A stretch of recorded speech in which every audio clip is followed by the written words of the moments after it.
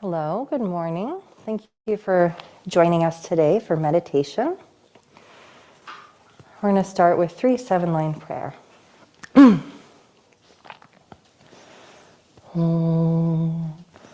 Organ yogi num jansam pemage sardombola yatsen chogi ngodrupne pemajungne jesurak koru kandro mangpokor ketki jesudak drupki jinji lobchi shek suso Guru Pema City Home. Organ Yogi Num Jansam Pema Ge Sardombola Yatsen Chogi Ngodrupne Pema Jungne Jesudak Kordu Kandro Mangpokor Ketki Jesudak Drupki Jinji Lobchi Shek Suso Guru Pema City Home. Organ Yogi Num Jansam Pema Ge Sardombola Yatsen Chogi Ngodrupne Pema Jungne Jesudak Kordu Kandro Mangpokor Ketki Jesudak Drupki Jinji Lobchi Shek Suso Guru Pema City Home. And let's take a moment to remember our motivation for being here today. And also to generate compassion. So whenever we begin an activity, it's important to set our intention with a pure motivation. And it's especially true when we sit down to meditate or pray or do anything Dharma related. Our motivation determines the direction of our actions, and so we must begin by establishing that proper motivation. So let's take a moment to generate compassion and make the wish that our meditation here today will bring a measurable benefit to ourselves and also to all sentient beings.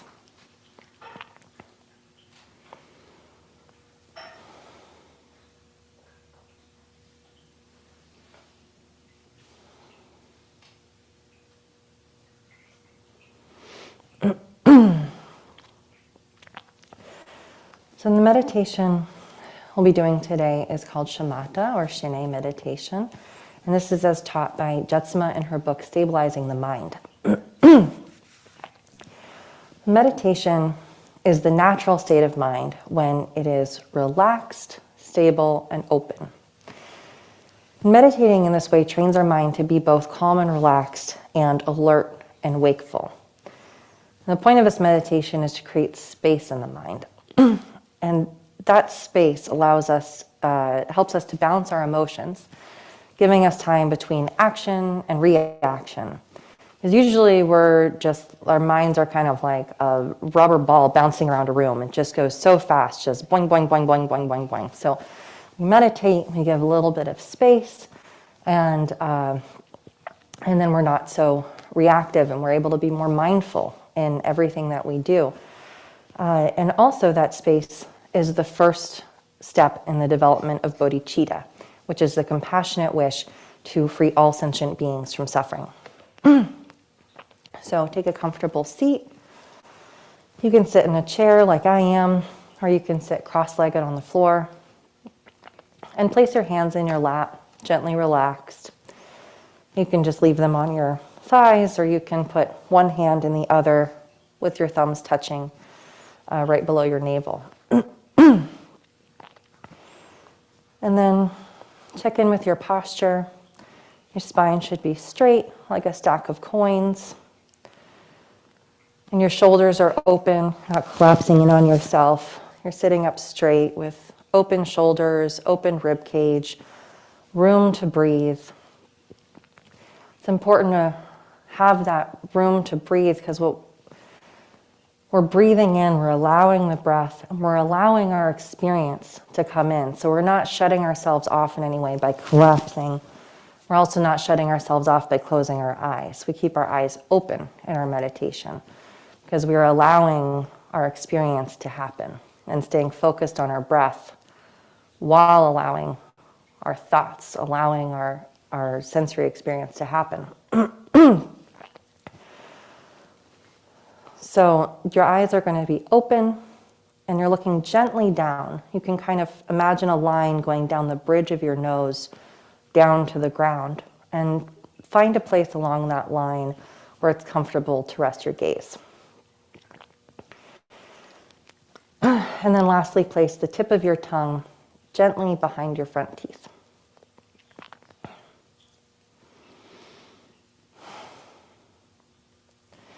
And allow yourself to relax completely and breathe normally.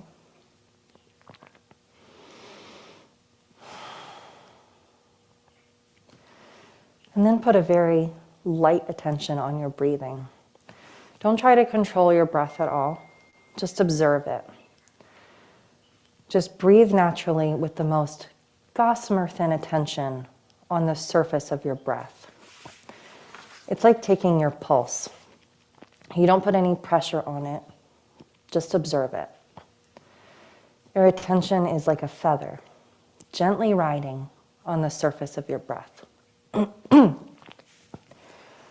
And when thoughts come up, that's fine. Let them come up and let them go. Just let them pop like bubbles on the surface of a pond. You don't have to look to see what they are. Don't go down the road of judging yourself for having thoughts. It's okay, the thoughts are okay. But don't cling to them and don't follow them.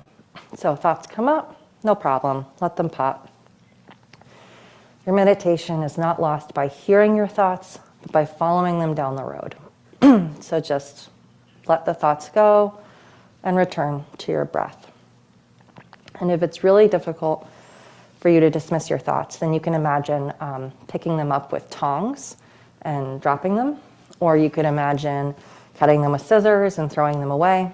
But just keep letting them go and returning to that single-pointed concentration on your breath.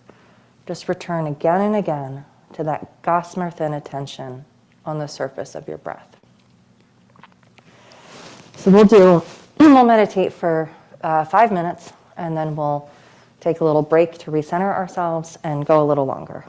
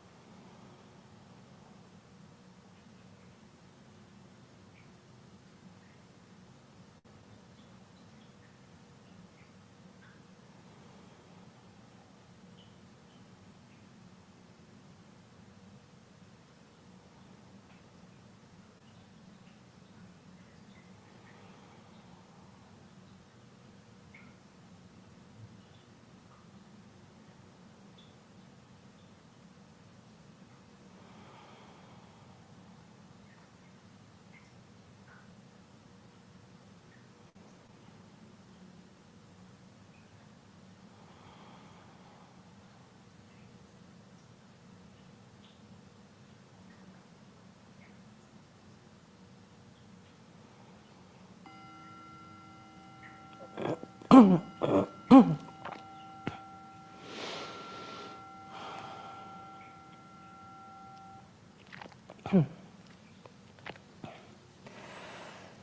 right, so that was just a brief,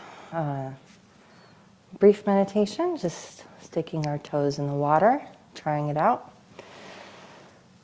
It's better to have short meditation sessions than to burn yourself out trying to do too much meditation. It's best to start only doing meditation sessions that are very short, just enough for you to still want to do a little bit more, to still want to do a little bit more the next day and the next day. If you start meditating and you're like, I'm going to do an hour every day, and you just totally burn yourself out on it, then what good is that? You've stopped meditating. So it's better to just start by doing short sessions and practice consistency with showing up for those short sessions and getting comfortable with that. And then you can slowly extend, do 5 minutes, and do 6 minutes, do 7 minutes. And slowly build on that. We also don't want to fool ourselves into thinking that because you've sat down for an hour, that you meditated for an hour. We need to be able to, be aware of our own capacity for focus, and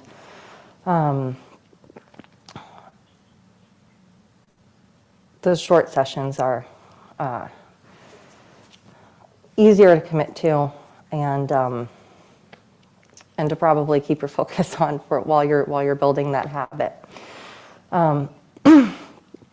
So we can try meditating again for a little bit longer. If there's anything you noticed about your posture during that session, you can fix that now. If you need to, roll your shoulders or something, or loosen your tight clothing or something like that, you can do that now. And one more thought on how we allow our experience during this practice is there's a Buddhist metaphor of if you're walking, if you feel like the ground is very rough and you want to protect your feet, you might think like, oh, I have to cover the whole world with leather to protect my feet. But that's exhausting. Like, how can you cover the whole world with leather to protect your feet? It makes much more sense to put shoes on your own feet, to cover your own feet with leather. And then you can walk anywhere in the world and you don't hurt your feet. So in that same way, instead of trying to control our outer experience, trying to have the perfect circumstances in order to meditate, feeling like you need to have the lights just right, and you need to have earplugs in, and you need to shut everything out and just have a moment to yourself, that's not what we're trying to do. We're meditating while allowing all of our experience to happen, while we're, maybe there's traffic going by, or there's, you can hear your family making noise in another room. That's all fine. By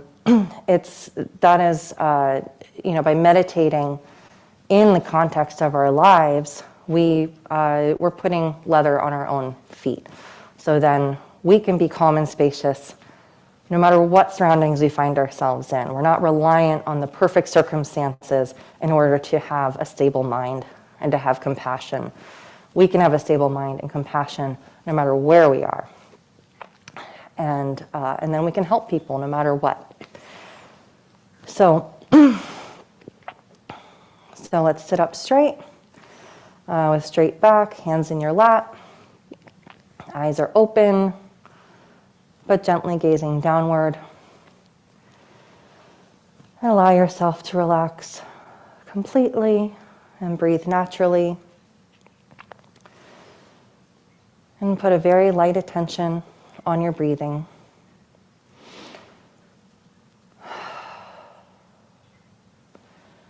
Just the most gossamer thin attention on your breath. Just like taking your pulse. Not putting any pressure on it or trying to change it. Just observe the breath. Your attention is like a feather, gently riding on the surface of your breath. And we'll sit a little bit longer this time.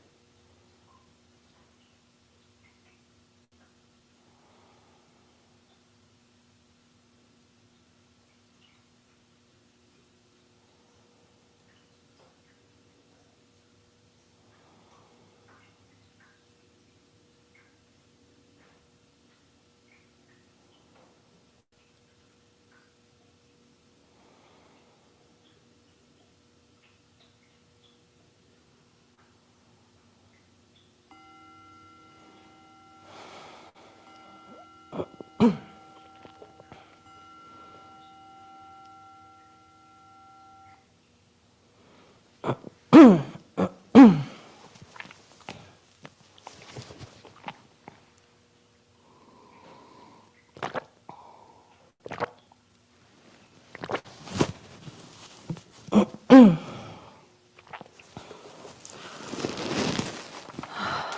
right, so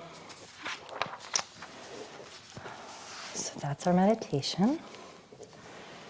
At the end of our practice, we always end with a dedication prayer or prayers to seal in the virtue of our practice. So we'll say the dedication prayers now. Throughout my many lives and until this moment, whatever virtue I have accomplished, including the merit generated by this practice, and all that I will ever attain, this I offer for the welfare of sentient beings. May sickness, war, famine, and suffering be decreased for every being, while their wisdom and compassion increase in this and every future life. May I clearly perceive all experiences to be as insubstantial as the dream fabric of the night, and instantly awaken to perceive the pure wisdom display in the arising of every phenomenon. May I quickly attain enlightenment in order to work ceaselessly for the liberation of all sentient beings. Buddhas and Bodhisattvas altogether, whatever kind of motivation you have, whatever kind of beneficial action, whatever kind of wishing prayers, whatever kind of omniscience, whatever kind of life accomplishment, whatever kind of benevolent power, and whatever kind of immense wisdom you have, similarly I, who have come in the same way to benefit beings, pray to attain these qualities. By this effort, may all sentient beings be free of suffering. May their minds be filled with the nectar of virtue. In this way, may all causes resulting in suffering be extinguished, and only the light of compassion shine throughout all realms.